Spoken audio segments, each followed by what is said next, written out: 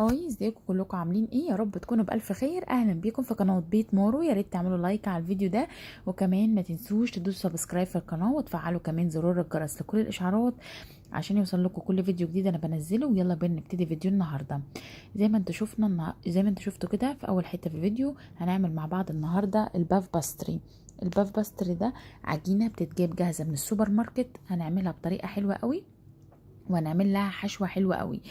ده نوع اسمه وليمة. انا جبت منه سبرينج رولز وجبت منه باف باستري. السبرينج رولز طلع وحش جدا جدا جدا، طلع سيء. تمام.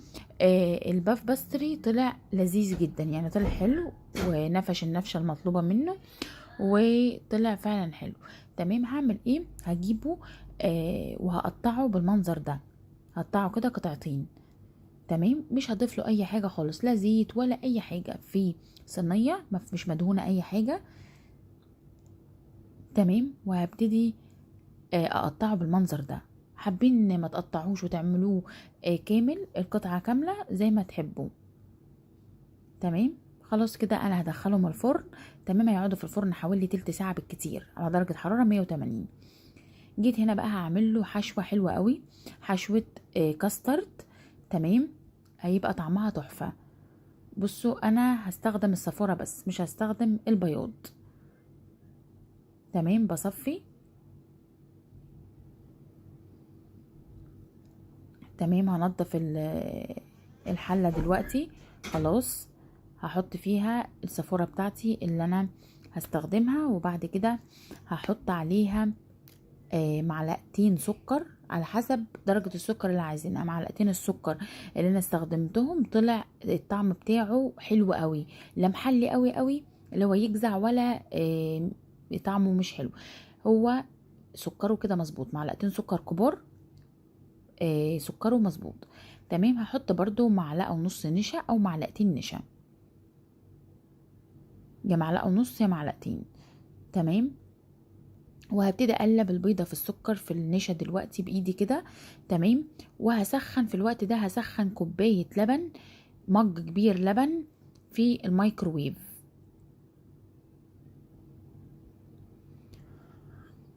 اهم حاجه تقلبه تدخلوا البيض في الكلام ده. تمام. تمزجوهم كده مع بعض. وفي الوقت ده زي ما قلت لكم انا هدخل مج كبير لبن الميكروويف، هسخنه على دقيقه. تمام. لازم يكون سخن. بعد كده نزلت بيه وبقلب جامد جامد، لازم تقلبه جامد علشان البيض ما يطيبش معاكم. هفضل اقلب اقلب لحد ما الخليط اللي احنا عملناه في الاول اللي هو البيض والنشا والسكر يدوب في اللبن. بعد كده هرفع الكلام ده كله على البوتاجاز على النار. هفضل اقلب فيه، مش هسيبه، هفضل اقلب فيه على النار. اول ما القوام يبدأ يتقل معايا، لو حابين تحطوا فانيليا حطوا، بس هي الوصفة الاساسية مش بنحط فانيليا.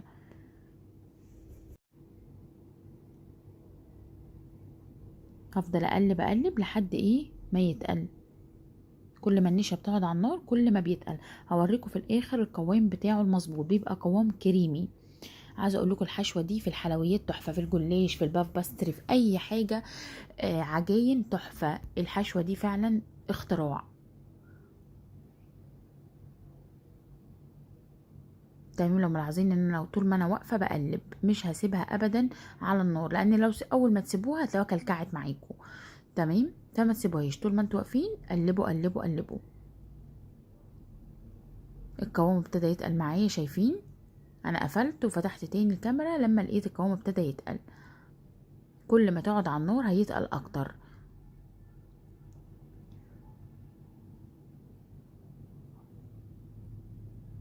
انا عايزاها تتقل شويه علشان الحشوه تمسك معايا لما اجي احشي بيها الباف باستري.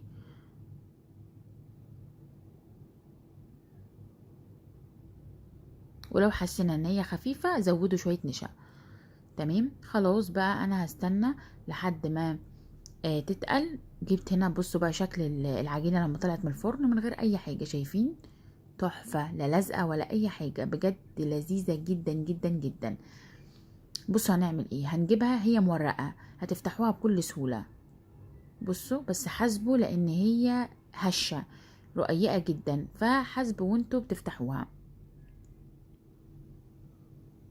هفتح بقى كل واحدة كده بالمنظر ده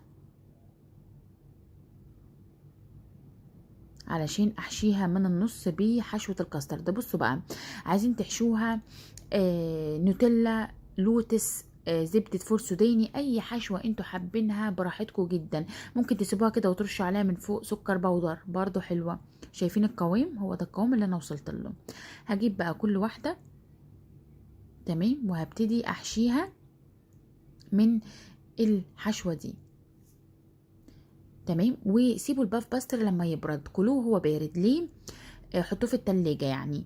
ليه؟ لان انتوا لو كلتوه سخن هتحسوا انه بيدوب في بقكم جامد ومش بتاكلوا حاجه، لكن لما تسيبوه يبرد في التلاجة شويه الحشوه دي بتبقى احلى، والعجينه نفسها بتبقى احلى واحلى. شايفين؟ وتعاملوا معاها دايما ايه برقه شويه، عشان العجينه دي هشه شويه زي الجلاش، بس هشه اكتر من الجلاش كمان.